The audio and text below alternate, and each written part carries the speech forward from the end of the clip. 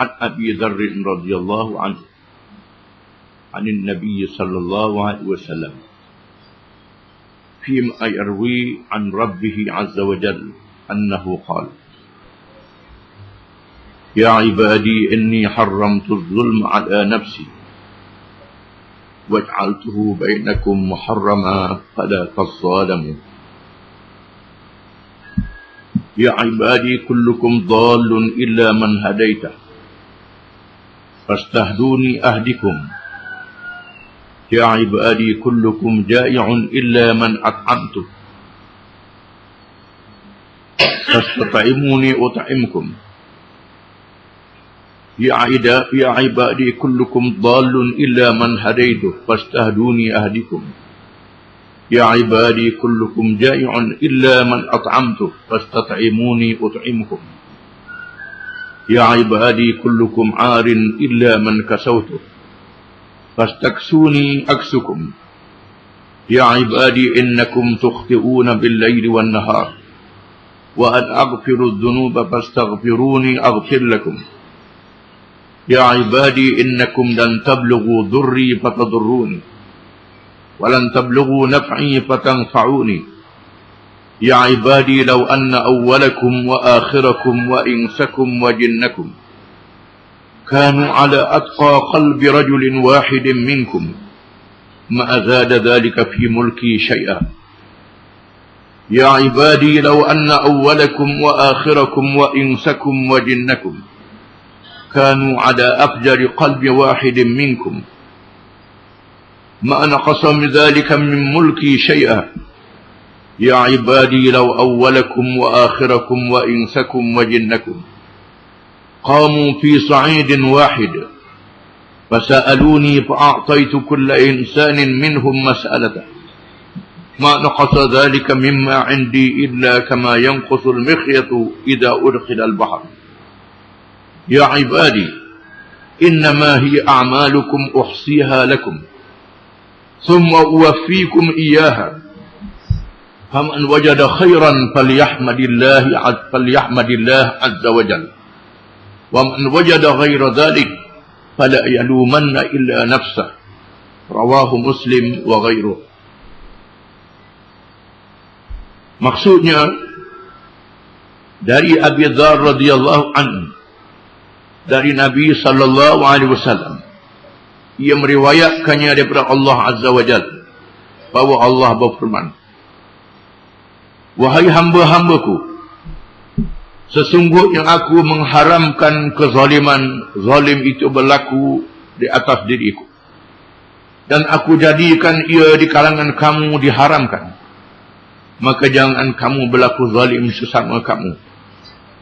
Wahai hamba-hambaku, tiap-tiap orang di kalangan kamu sesat, malaikat sesiapa yang aku beri petunjuk kepadanya, maka mintalah petunjuk daripadaku, nescaya aku beri petunjuk kepada kamu. Wahai hamba-hambaku, setiap orang kamu lapar, malaikat sesiapa yang aku beri makan kepadanya, maka mintalah makan daripadaku, nescaya aku beri makan kepada kamu. Wahai hamba-hambaku, setiap orang kamu bertelanjang, malaikat sesiapa yang aku beri pakaian kepadanya, mintalah pakaian daripadaku, nescaya aku beri pakai kepada kamu. Wahai hamba-hambaku, sesungguhnya kamu melakukan kesalahan di waktu malam dan siang, dan akulah yang mengampunkan dosa-dosa. Maka mintalah ampun daripadaku, nescaya aku mengampunkan kamu.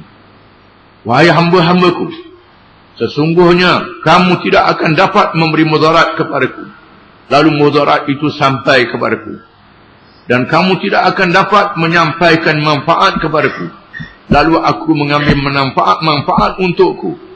Wahai hamba-hambaku, kalaulah sekiranya yang paling awal di kalangan kamu dan yang paling akhir di kalangan kamu, di kalangan manusia kamu dan jin kamu, kamu berada di satu tempat dalam keadaan paling bertakwa, menjadi orang yang paling bertakwa di kalangan kamu, tidaklah menambahkan kepadaku kerajaanku sedikit pun.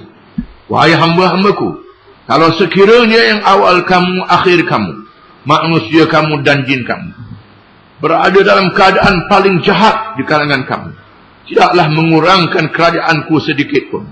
Wahai hamba-hambaku, kalau sekiranya yang awal kamu, akhir kamu, manusia kamu dan jin kamu berdiri di satu tempat, lalu kamu meminta kepadaku, maka aku beri tiap-tiap orang di kalangan kamu akan permintaannya. Tidaklah mengurangkan apa yang ada di sisiku sedikit pun, malaikat seperti kalau mengurangkan jarum yang dicelup ke dalam lautan. Wahai hamba-hambaku, sesungguhnya ia adalah amalan kamu yang aku simpan untuk kamu dan aku tunaikannya untuk kamu. Maka sesiapa yang mendapati dirinya dalam keadaan baik, maka Allah dia memuji Allah Azza wa Jalla. Dan barang siapa yang dapat lain daripada itu, maka jangan dia mencela malaikat dirinya sendiri. Hadis ini dikenali dengan hadis Qudsi. Hadis Qudsi ialah hadis yang diriwayatkan oleh Nabi SAW daripada Allah. Mana lafaznya daripada Nabi SAW dan maknanya daripada Allah Ta'ala. Berbeza dengan Al-Quranul Karim. Al-Quran lafaz dan maknanya daripada Allah. Kedua-duanya daripada Allah. Al-Quranul Karim tidak boleh menyentuh, mengikut jumhurul ulama, malaikat mereka yang berwudu, mereka yang dalam keadaan suci. Adapun hadis Qudsi tidak mensyaratkan begitu. Hadis Qudsi memberi makna yang sangat besar, kerana ia adalah firman daripada Allah Subhanahu wa Ta'ala. Dalam hadis ini, Allah menjadikan sifat wajib baginya berlaku adil. Itulah dalalah mafhumah, dalil yang dipahami daripadanya. Adil adalah sifat yang wajib bagi Allah, dan zalim adalah sifat yang mustahil bagi Allah Subhanahu wa Ta'ala. Bukan sahaja Allah mengharamkan zalim berlaku daripada Allah Subhanahu wa Ta'ala ke atas hamba-hambanya, Allah jadikan juga zalim dosa yang sangat besar. Adil dengan makna meletakkan sesuatu mengikut hukum Allah Subhanahu wa Ta'ala. Zalim bermakna meletakkan sesuatu tidak kena mengikut hukum Allah Subhanahu wa Ta'ala. Zalim bukan sebagaimana dipahami oleh umum, dengan merampas harta orang sahaja, memukul orang sahaja.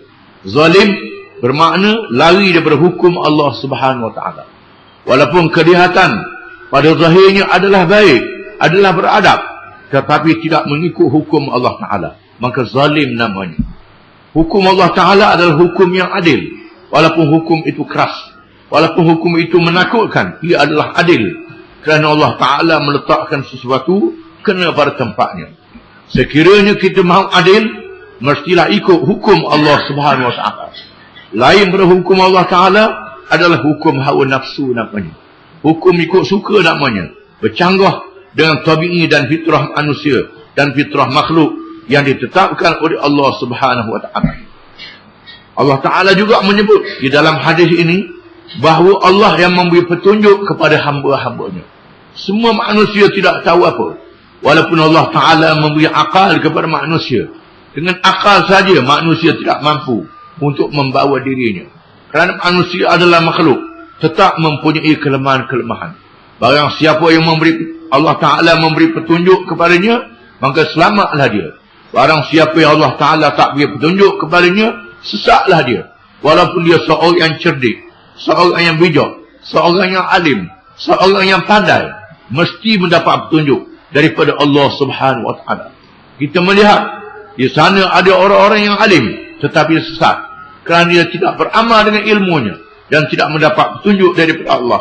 Dan di sana ada orang-orang yang jahil tetapi mendapat hidayah daripada Allah Subhanahu wa Ta'ala. Tidak dinafikan bahawa dengan ilmu kita mendapat petunjuk. Dengan ilmu saja tidak cukup. Mestilah kita bergantung kepada Allah di dalam doa kita, permohonan kita dengan hati yang ikhlas.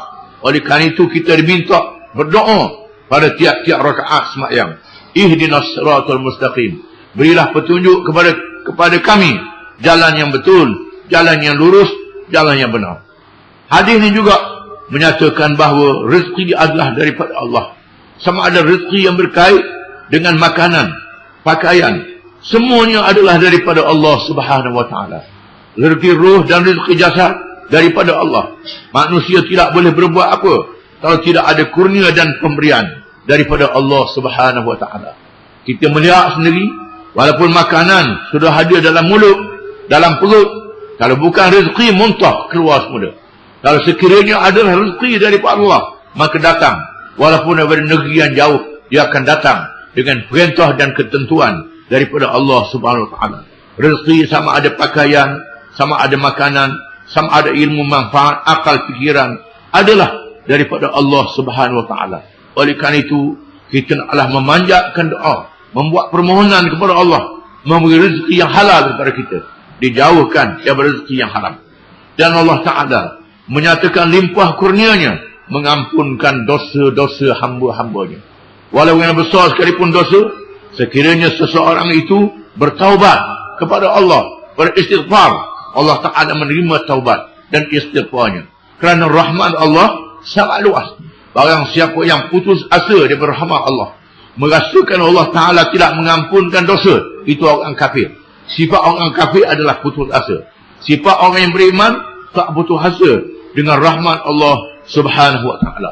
Allah Ta'ala adalah Tuhan yang maha pengampun, lagi maha kaya.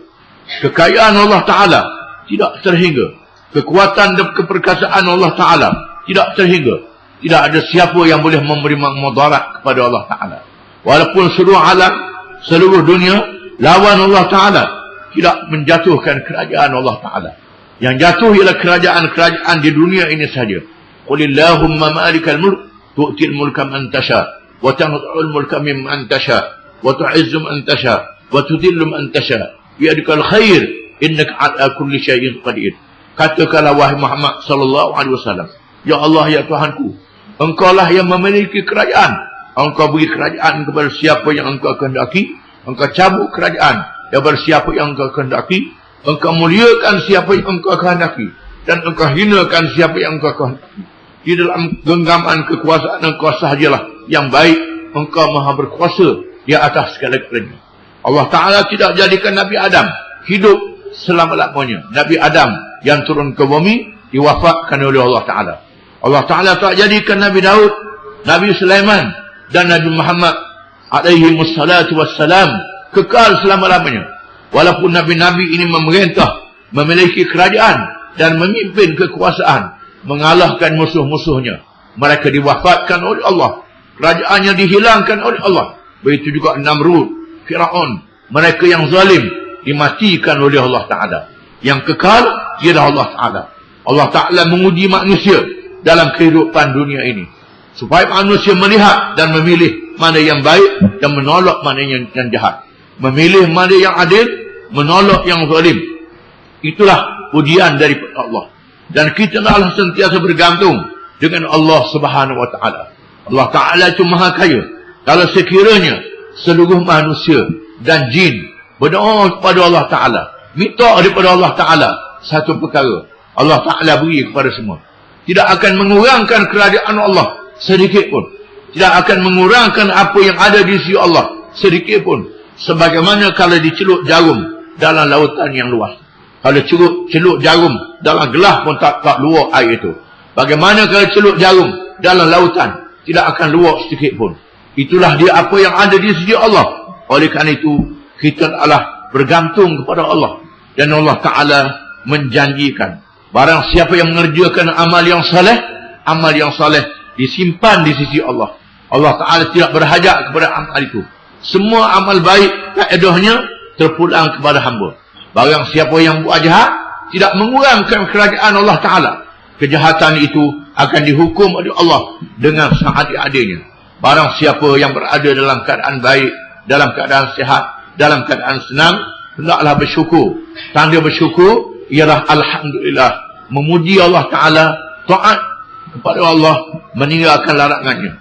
Barang siapa yang melihat dirinya dalam kekurangan, dalam dosa, dalam maksiat, hendaklah dia mencela dirinya sendiri, jangan menyalahkan orang lain.